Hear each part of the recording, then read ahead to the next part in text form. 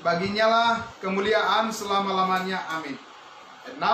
Aku heran bahwa kamu begitu lekas berbalik daripada Dia yang oleh kasih karunia Kristus telah memanggil kamu dan mengikuti suatu Injil lain, yang sebenarnya bukan Injil, hanya ada orang yang mengacaukan kamu dan yang bermaksud untuk memutarbalikkan Injil Kristus. Tetapi sekalipun kami atau seorang malaikat dari sorga yang memberitakan kepada kamu suatu Injil yang berbeda dengan Injil yang telah kami beritakan kepadamu, terkutuklah dia. Seperti yang telah kami katakan dahulu, sekarang kukatakan sekali lagi, jikalau ada orang yang memberitakan kepadamu suatu Injil yang berbeda dengan apa yang telah kamu terima, terkutuklah dia. Jadi bagaimana sekarang? Adakah ku cari kesukaan manusia atau kesukaan Allah? Adakah ku coba berkenan kepada manusia? Sekiranya aku masih mau mencoba berkenan kepada manusia, maka aku bukanlah hamba Kristus. 11-12. Sebab aku menegaskan kepadamu saudara-saudaraku bahwa Injil yang kuberitakan itu bukanlah Injil manusia, karena aku bukan menerimanya dari manusia dan bukan manusia yang mengajarkannya kepadaku, tetapi aku menerimanya oleh penyataan Yesus Kristus. Nah, Bapak Ibu sekalian, yang pertama kita akan memahami terlebih dahulu, sebetulnya di ayat 1 ini kita akan lebih fokus untuk pertama melihat dulu siapakah sebenarnya Rasul Paulus ini. Karena di ayat 1 itu dari Paulus, seorang rasul. Perlu Bapak Ibu Saudara ketahui, ada sekitar 13 surat yang ditulis oleh Rasul Paulus itu. Dia selalu menyebut dirinya pertama-tama dalam semua suratnya.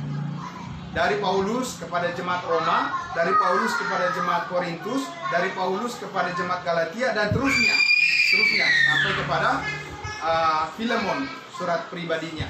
Ya, nah itu Bapak Ibu sekalian untuk menandakan bahwa Rasul Paulus itu tidak pernah menulis surat yang lain kalau tidak ada namanya di sini. Jadi ada orang mengatakan, sebagian para pengkhotbah atau sarjana Alkitab mengatakan bahwa kitab Ibrani adalah tulisan daripada Rasul Paulus. Tapi tidak ada di kitab Ibrani Paulus katakan bahwa itu tulisan dia. Karena di semua suratnya selalu ada identitasnya, ya. Dari Paulus sampai 13 surat itu dia selalu menyebutkan dirinya dari Paulus. Kenapa?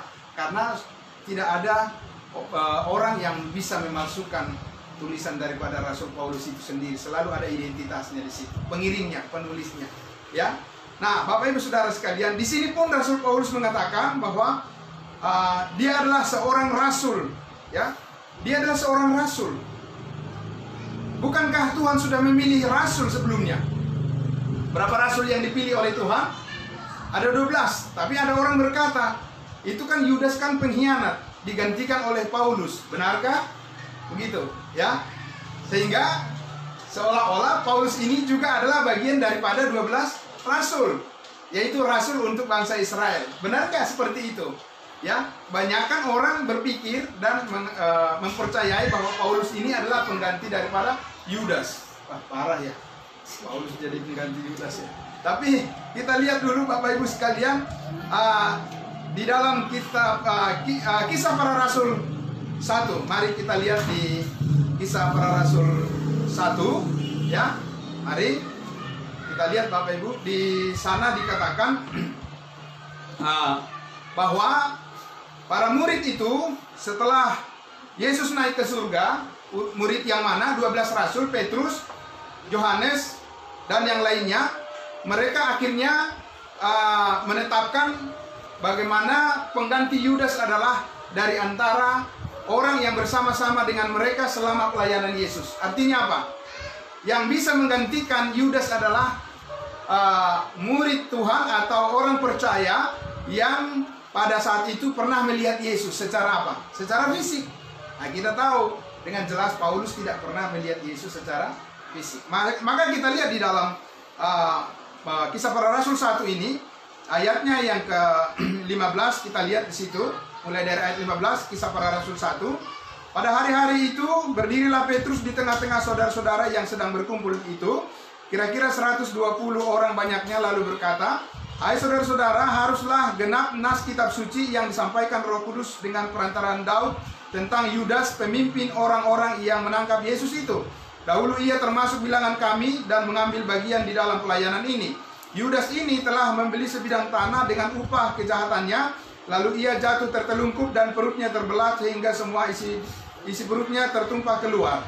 Hal itu diketahui oleh semua penduduk Yerusalem, sehingga tanah itu mereka sebut dalam bahasa mereka sendiri Hakaldama, artinya tanah darah.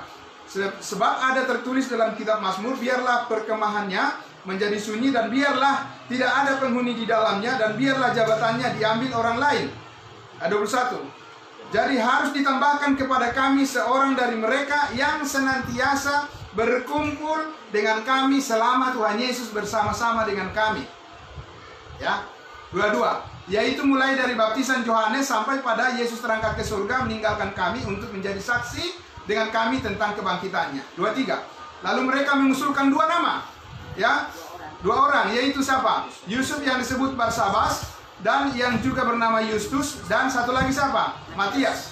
Diusulkan menggantikan Yudas, ya, yang mengkhianati Yesus. Ayat 24. "Mereka semua berdoa dan berkata, 'Ya Tuhan, Engkaulah yang mengenal hati semua orang. Tunjukkanlah kiranya siapa yang Engkau pilih dari kedua orang ini.'" Ya. 25. "Untuk menerima jabatan pelayanan, yaitu kerasulan yang ditinggalkan Yudas, yang telah jatuh ke tempat yang wajar baginya." 26. Hasilnya apa? Sesudah diundi. "Lalu mereka membuang undi bagi kedua orang itu, ya. Dan yang kena undi adalah siapa? Matias. Dan dengan demikian ia ditambahkan kepada ke-11 rasul itu menjadi berapa? Menjadi 12. Ini sebelum Paulus diselamatkan. Ya, Yudas sudah digantikan oleh siapa? Matias. Jadi tidak benar bahwa Paulus itu adalah pengganti daripada Yudas. Jadi 12 rasul itu tetap adalah khusus untuk bangsa Israel, 12 suku. Amin. Rasul Paulus adalah rasul tersendiri untuk siapa? Bangsa lain, yaitu kita. Amin. Ini yang sangat penting diketahui.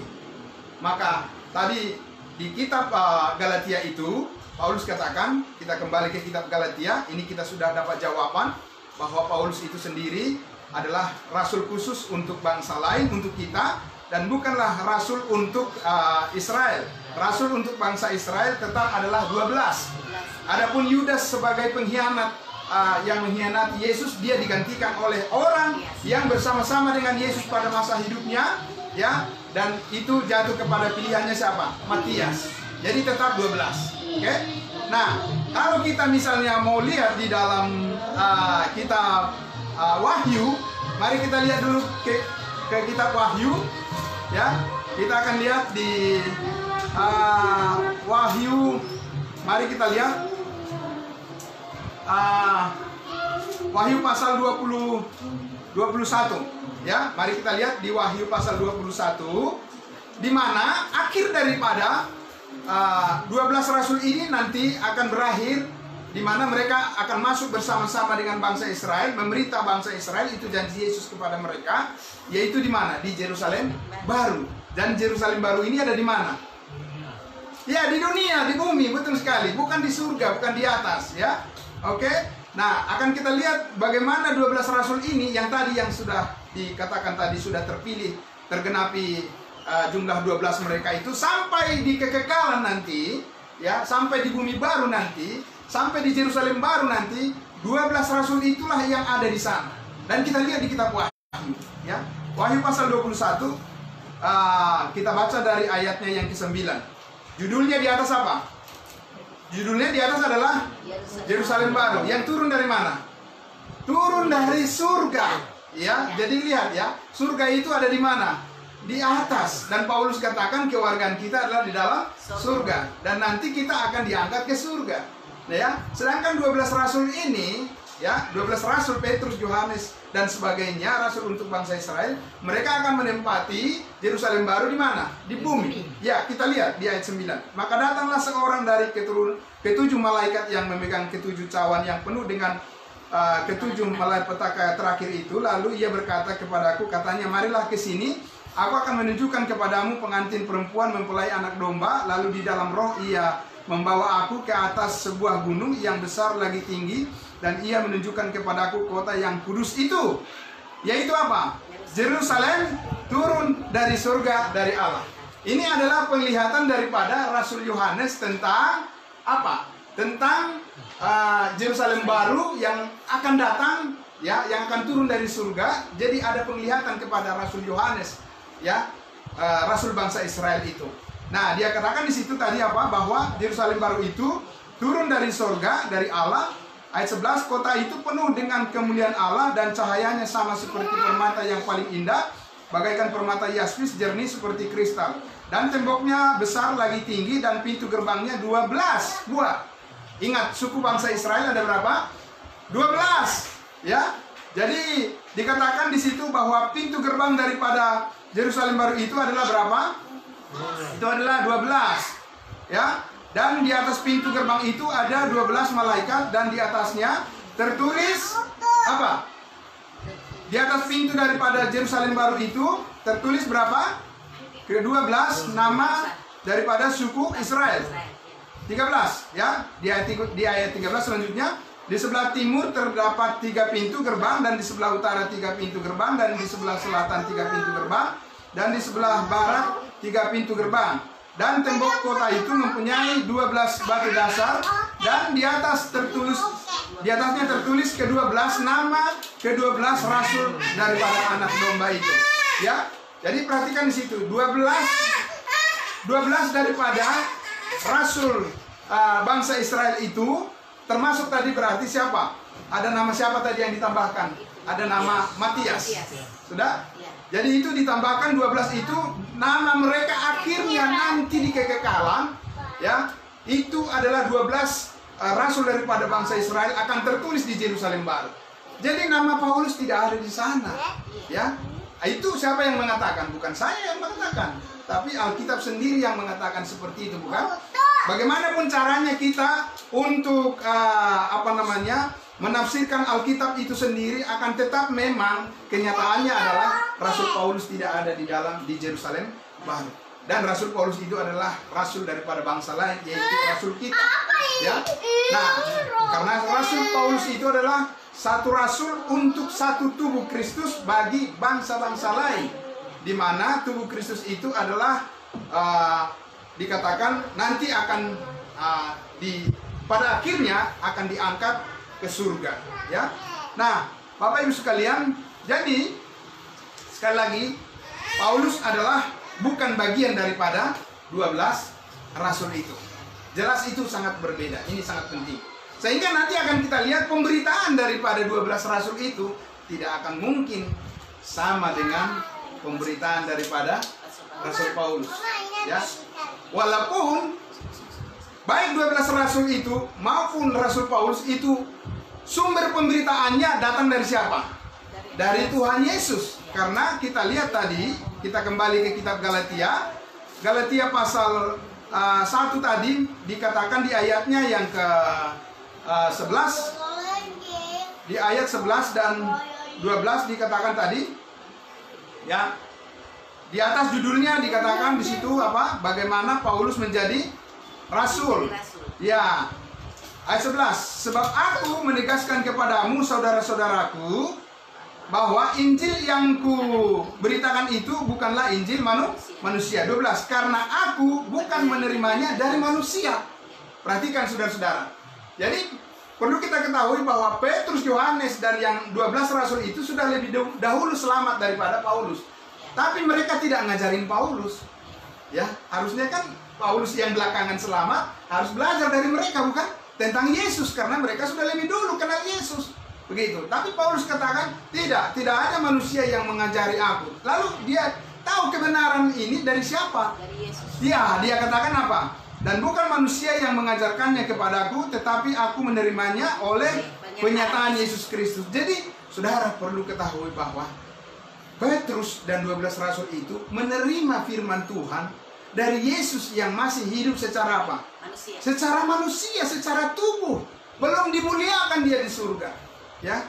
Tetapi Paulus ini membawa berita kabar baru, ya, kabar baik yang baru, yang berbeda dengan apa yang diterima oleh rasul-rasul sebelumnya. Walaupun memang itu mengenai Yesus, benar sekali. Ya. Jadi yang diberitakan oleh Petrus itu memang betul mengenai Yesus, tapi mengenai Yesus yang adalah Mesias atau anak manusia. Ya. Kalau Paulus membawa berita tentang Yesus yang sudah menjadi Tuhan dan dimuliakan di surga. Jadi itu tidak terkait dengan hal-hal apa? Jasmani atau lahiriah, ya. Tapi itu adalah berbicara tentang manusia rohani, ciptaan baru. Amin. Iya, begitu saudara-saudara.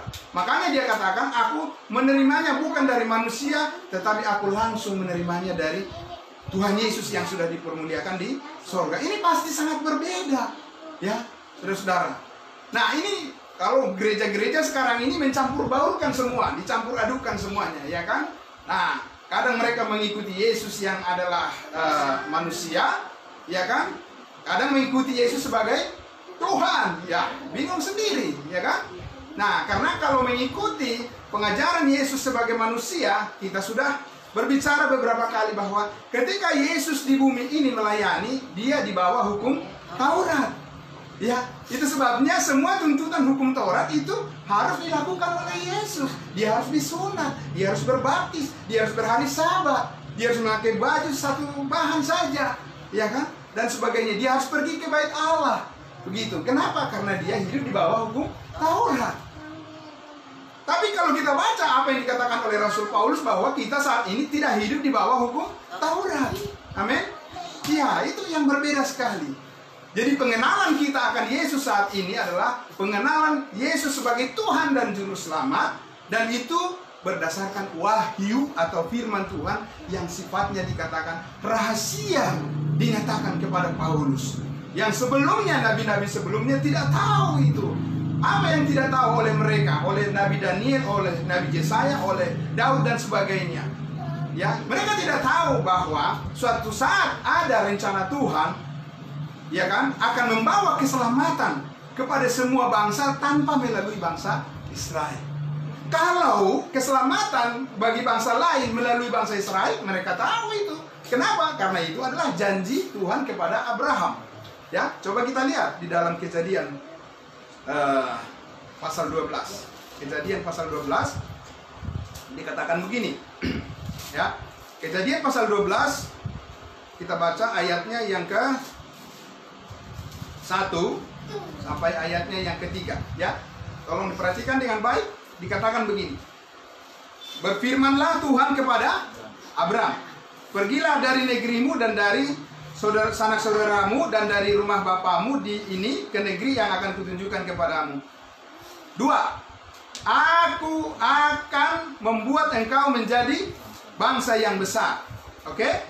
Dan memberkati engkau serta membuat namamu masyhur dan engkau akan menjadi berkat. 3. Aku akan memberkati orang-orang yang memberkati engkau dan mengutuk orang-orang yang mengutuk engkau, dan olehmu semua kaum di bumi, di muka bumi ini akan mendapat apa?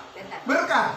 Nah, saudara-saudara, itu adalah janji Tuhan. Melalui Abraham dan keturunannya, semua bangsa di bumi ini akan memperoleh berkat. Apa itu yang terjadi sekarang ini? Kita memperoleh berkat keselamatan dari bangsa Yahudi? Tidak.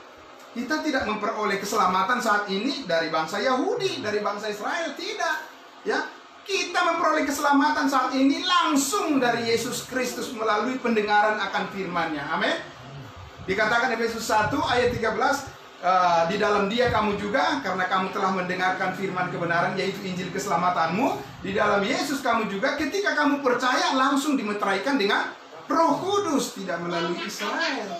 Ini yang tidak diketahui oleh nabi-nabi sebelumnya.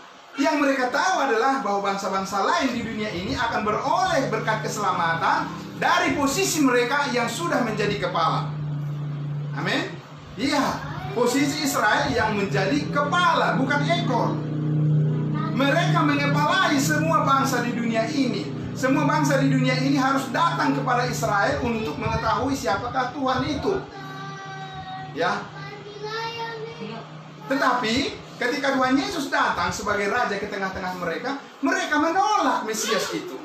Ya, mereka menyalibkan. Bahkan ketika Yesus sudah naik ke surga tadi di di Kisah Para Rasul 1 itu, masih ditawarkan kepada mereka kalau mereka mau menerima Roh Kudus yang turun kepada mereka, yaitu pada hari Pentakosta. Ya. Tetapi kita tahu di Kisah Para Rasul 7 itu mereka membunuh siapa? Membunuh Stefanus yang dipenuhi dengan Roh Kudus. Jadi orang Israel itu menolak Allah Bapa, menolak Allah Anak, menolak Roh Kudus, Allah Roh Kudus Tritunggal. Dari situlah Allah, Bapak Ibu Saudara, ya akhirnya apa? Menunda program penyelamatan dunia melalui keturunan Abraham, ya. Jadi jangan disalahpahami sekarang ini, banyak yang berkhotbah kita ini adalah anak-anak Abraham, betul. Tapi dalam arti apa kita anak-anak Abraham? Ya kan? Kita ini adalah keturunan Abraham, anak Ishak, Yakub dan dan seterusnya. Bahkan ada juga yang mengatakan apa? Bahwa kita ini adalah Israel rohani. Bapak Ibu Saudara, saat ini Israel itu sedang jatuh. Ya, mereka sedang tersandung karena salib. Ya kan? Jadi salib itu adalah hukuman bagi siapa? Hukuman bagi bangsa Israel saat ini, tapi keselamatan bagi kita. Amin. Siapa yang membawa berita itu? Yang membawa berita itu adalah Rasul Paulus. Amin. Dan itu yang Yesus katakan kepada Rasul Paulus, Bapak Ibu Saudara.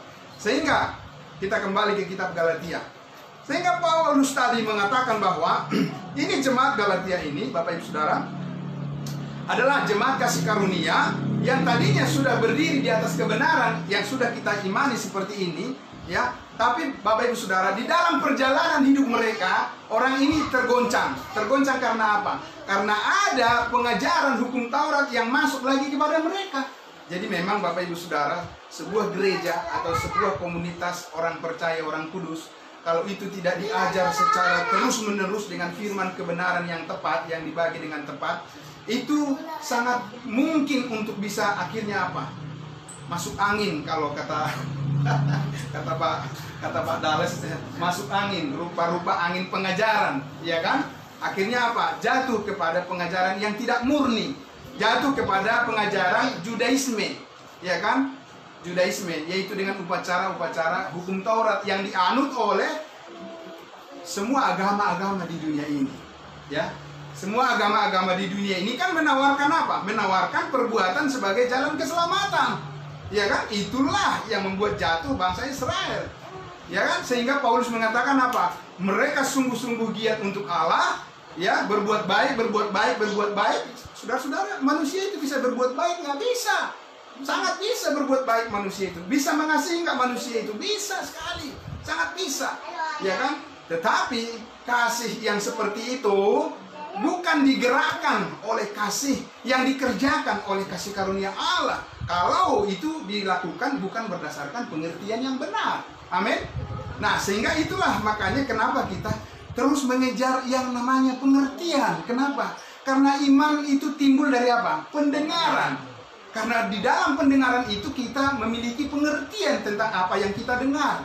Kalau salah yang kita dengar, salah pula yang kita percayai, maka manusia juga bisa binasa. Karena kesalahan dari apa yang dia percayai. Amin. Tapi kalau kita mendengarkan apa yang benar, maka kita akan hidup. Karena apa? Karena orang benar akan hidup oleh iman. Amin. Nah, jadi Bapak Ibu Saudara, nah di sini di ayat kembali kita di Galatia pasal 1 tadi, di ayatnya yang ke-6, sehingga Paulus ini, saudara-saudara, sangat kecewa dengan apa yang disikapi oleh jemaat Galatia ini, karena mereka akhirnya, saudara-saudara, menerima ajaran yang salah, ajaran yang sesat. Sehingga ayat 6 dikatakan apa? Aku heran, ya. Aku heran. Biasanya orang kalau heran untuk dua hal saja. Satu yang masuk akal, satu lagi yang tidak masuk akal. Ya, dua-duanya gitu, ya kan. Orang sampai ke bulan itu masuk akal, tapi heran juga kita kan. Kok bisa ya? Gimana caranya gitu? Kita heran, tapi itu masuk akal. Ya kan? Tapi ada juga heran juga untuk sesuatu yang tidak masuk akal. Nah, jemaat Galatia ini, Paulus heran bukan karena sikap mereka masuk akal, karena tidak masuk akal. Tidak masuk akalnya bagaimana? Ayat 6 dikatakan, aku heran bahwa kamu begitu lekas berbalik daripada dia, daripada Yesus, yang oleh kasih karunia Kristus telah memanggil kamu dan mengikuti suatu Injil yang lain. Ayat 7, yang sebenarnya bukan Injil, hanya ada orang yang mengecaukan kamu dan yang bermaksud untuk memutarbalikkan Injil Kristus. Saudara, jadi Paulus di sini menegur mereka. Sebelumnya, kalau kita lihat di ayat 5 itu, sebelum Paulus masuk kepada masalah yang ada, dia terlebih dahulu mengucap syukur kepada Tuhan. Di ayat 5 dikatakan apa? Baginya lah, bagi Tuhan lah kemuliaan sampai selama-lamanya. Amin. Apapun masalahnya, pertama-tama bersyukur dululah kepada Tuhan. Amin. Iya, dia tahu masalah ini berat bagi jemaat, tetapi tetap Paulus kalau melihat Tuhan, ini semua bukan kesalahan Tuhan, tapi ini adalah kesalahan manusianya. Sehingga dia pertama-tama mengucap syukur, memuliakan Tuhan, baru dia masuk kepada masalahnya. Masalahnya apa? Paulus katakan, aku heran bahwa kamu begitu lekas berbalik daripada Yesus Kristus. Bagaimana sekarang kita bisa tahu orang berbalik dari Yesus Kristus, Bapak Ibu Saudara? Ya, kalau dulu waktu Yesus masih hidup secara manusia, ya kan, rombongan datang mengikuti dia kan? Kalau berbalik dari Yesus bagaimana? Ya berbalik, ya putar balik badan, bisa kelihatan kan? Kan gitu, nggak bersama-sama lagi dengan Yesus secara fisik, tidak pergi lagi sama-sama mereka melayani misalnya, ya kan? Tapi kalau sekarang ini bagaimana kita tahu orang berbalik dari Yesus atau dia masih tetap di dalam Yesus? Ini kan, saudara, satu-satunya cara bagi kita adalah mengerti apa yang dikatakan Paulus di sini antara Injil yang benar dan Injil yang lain. Begitu dia katakan kan? Di ayatnya yang ke 6 itu kan?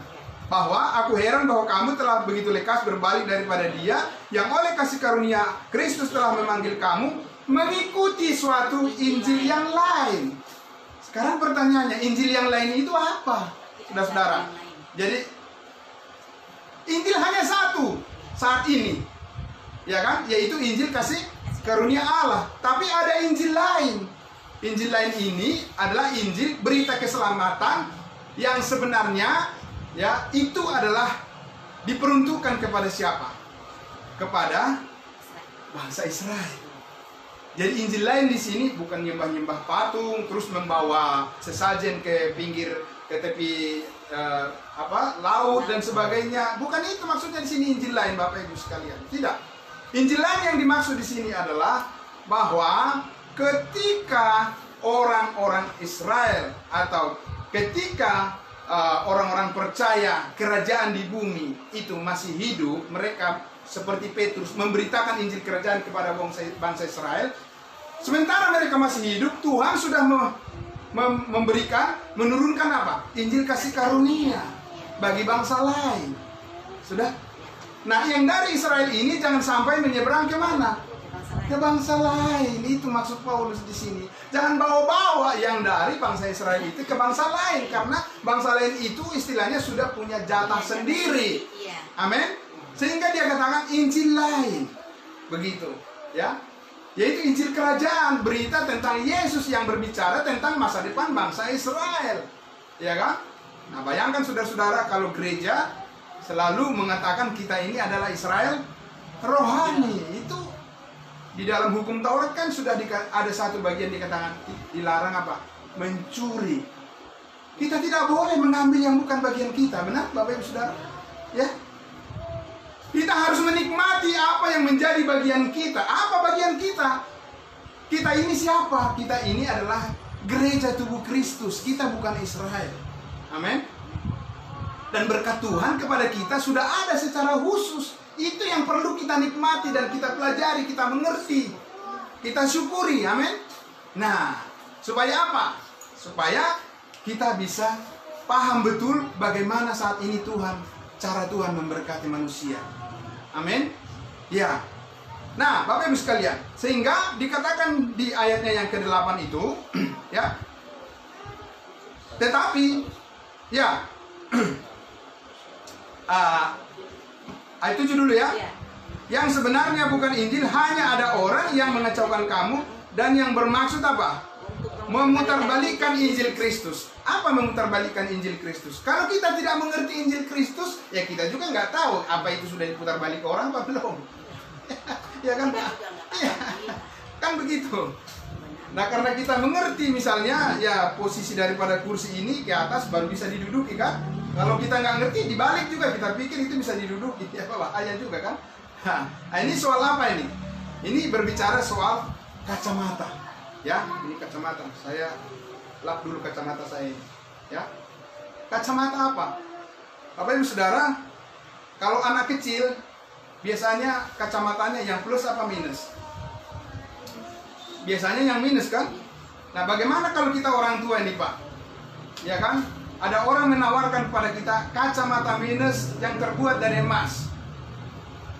Bisa nggak kita lebih terang membacanya? Dengan kacamata minus, kita orang dewasa, orang tua ini tidak bisa, walaupun itu terbuat dari emas, karena bukan itu yang cocok untuk kacamata kita. Orang tua adalah yang plus, begitu kan? Nah sama juga dengan ini, kalau kita tidak paham yang dimaksud dengan Injil Kristus, kemungkinan besar orang beragama Kristen itu sangat mudah disesatkan oleh rupa-rupa angin pengajaran. Nah, di situ yang Paulus tegaskan di sini. Kalau mereka tidak mengerti Injil Kristus, mereka juga tidak tahu apakah itu sudah diputarbalikkan atau memang masih dalam posisinya, ya kan? Nah, sehingga Paulus katakan di ayatnya yang ke Injil Kristus. Injil Kristus saat ini apa, Bapak Ibu sekalian? Apa Injil itu, Bapak Ibu? Terlalu rumit orang memikirkan Injil saat ini. Injil itu adalah berita Yesus mati disalibkan, menghapus semua dosa. Siapa yang percaya pasti diselamatkan dan dimeteraikan dengan Roh Kudus. Titik, itu saja. Simpel saja. Anak kecil juga bisa mempercayai itu, bukan? Iya. Tapi orang beragama Kristen saat ini berapa banyak yang merasa apa? Mengikut Yesus itu apa? Pikul salib, suruh pikul salib. Yesus yang memikul salib kita, amin. Kita tidak bisa memikul salib kita, ya kan? Suruh pikul salib, pikullah salibmu serta, ya kan? Pandang tetap, begitu ya Pak? Pikul salib, disuruh pikul salib. Yesus sudah selesai memikul salib kita. Yesus sudah mengatakan sudah selesai. Ya kalau kita masih harus pikul salib kita, lalu apa yang dipikul oleh Yesus ya di Kalvari itu? Berarti belum selesai kan? Nah itu namanya memberatkan terus. Karena memang orang Israel harus pikul salib. Sebab apa? Ya mereka menolak salib. Mereka harus pikul salib mereka sendiri. Ya kalau kita menerima salib Yesus, kenapa kita harus pikul salib lagi? Karena Yesus sudah menyelesaikannya, bukan? Jadi di sini semua campur aduk pengajaran. Campur aduk. Ya. Ya, sehingga apa? Jatuh-jatuhnya nanti apa? Berusahalah supaya kamu diterima di sisinya. Semoga diterima di sebelah kanannya. Semoga. Padahal sudah pikul salib itu Pak, ya kan? Nah, sehingga Injil Kristus ini harus benar-benar kita pahami. Injil Kristus adalah berita Yesus telah mati disalibkan, menebus semua dosa kita, dan siapa yang percaya kepadanya pasti diselamatkan, beroleh hidup yang kekal, dan dimeteraikan dengan Roh Kudus. Simpel saja, ya kan?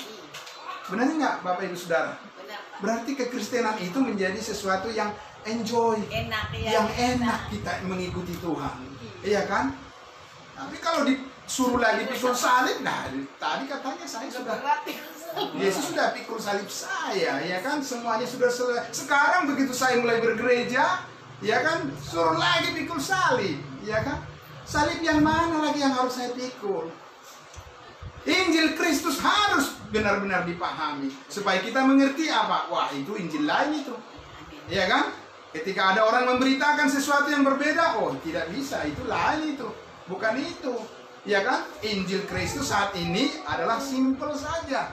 Kau diselamatkan bukan karena perbuatan baik. Amin. Kenapa? Karena Yesus sudah mati membayar semua utang dosamu. Itu Injil Kristus. Ya. Nah, Bapak Ibu sekalian, tapi jemaat Galatia ini bayangkan saja, di awal mereka sudah menerima keselamatan Injil Kristus, Injil kasih karunia Allah, belakangan mereka malah mereka ikut lagi ke kehidupan yang lama, ajaran yang lama, Injil yang lain, ya kan? Bapak Ibu Saudara, ini tidak berbeda dengan keadaan gereja-gereja sekarang ini. wah, mereka tidak akan mau dipersalahkan bahwa mereka sudah menyimpang dari kebenaran. Nggak bisa, udah ratusan tahun berdiri. Lah, jangankan ratusan tahun berdiri. Sedangkan gereja yang di Alkitab saja yang tertulis di dalam Alkitab bisa keliru kan? Iya, ini jemaat yang tertulis di dalam Alkitab, ini jemaat Galatia ini yang masih langsung di bawah asuhan daripada Rasul Paulus saja bisa jatuh. Tidak ada yang kebal pada kejatuhan itu kecuali dipelihara oleh kasih karunia Allah. Amin. Nah, Bapak Ibu sekalian, sehingga Paulus memperingatkan kepada mereka di ayat 8. Tetapi sekalipun kami atau seorang malaikat dari sorga yang memberitakan kepada kamu suatu Injil yang berbeda dengan Injil yang telah kami beritakan kepadamu, apa? Terkutuklah dia. Jadi, kalau orang tidak tahu Injil yang diberitakan oleh Rasul Paulus, apa yang akan diterima? Dikatakan apa? Terkutuklah dia. Wah, mengerikan. Ya kan? Percuma kita menjadi pengikut Kristus kalau akhirnya apa? Kutuk yang diterimanya. Padahal kutuk hukum Taurat sudah dibayar oleh Tuhan Yesus kan di atas kayu salib. Iya kan?